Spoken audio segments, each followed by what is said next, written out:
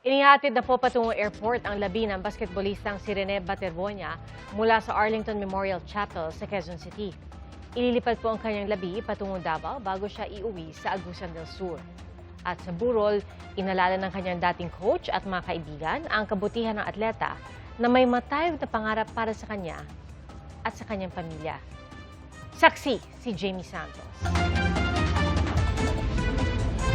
Nakadisplay sa tabi ng kabaong ng Ateneo men's basketball player na si Rene Baterbonia ang dalawa niyang jersey number 2. Alaala ng kanyang gilas sa paglalaro.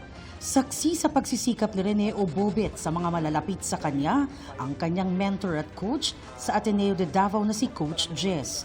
Sobrang bait na bata, sobrang wala siyang, kahit sinong player, wala siyang kaaway. Sa loob ng court, sinusuntok siya, pero siya pa yung nagsisorry, sobrang humble.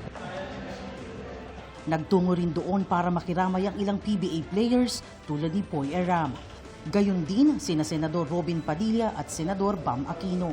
Ayon sa mga abogado ng pamilya Baterbonia, dumalaw rin ang ilang coaching staff at assistant coaches mula sa Ateneo de Manila men's basketball team.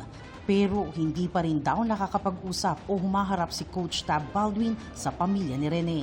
Nagdaos din ng misa ang kanyang pamilya, kasabay ng paghingi ng mga kasagutan at hustisya. Matayog ang pangarap ni Rene hindi lang para sa kanyang sarili, lalong higit pa para sa kanyang pamilya. Sinasabi sa amin is, nagalingan niya sa Ateneo de Manila, kaya para nakademand daw siya na yung mga kapatid niya mapaaral niya. Yun lang, sayang lang kasi nakat short. Sa huling pag-uusap nga raw nila ni Coach Jess, pamilya ang bukang bibig ng atleta. Yun na yung last conversation namin. Sabi sa akin na, Coach, hindi mo na ako uwi ng Davao after 5 years na. Dapat mayaman mo na ako dito para maahon ko sa kahirapan ng pati. Salatman sa yaman, busog sa pagmamahalang pamilya ni Rene. Ang kanyang number 1 fan sa simula pa lang ay ang ina niyang si Rovelyn. Ang kanyang bawat hiyaw, tila nagsilbing enerhiya sa paglalaro ni Rene. At sa pagtatapos ng bawat laban, ang hiling lang rin naman ng isang anak gaya ni Rene ay hindi lang ang tropeyo o ang pagkapanalo, kundi ang mahigpit na yakap ng isang ina. Bagay na hindi na muling magagawa ni Rovelyn.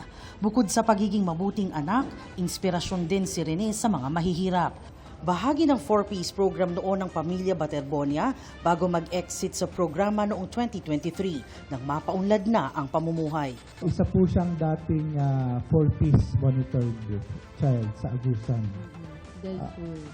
Tapos naging scholar na siya dahil sa pag-basketball.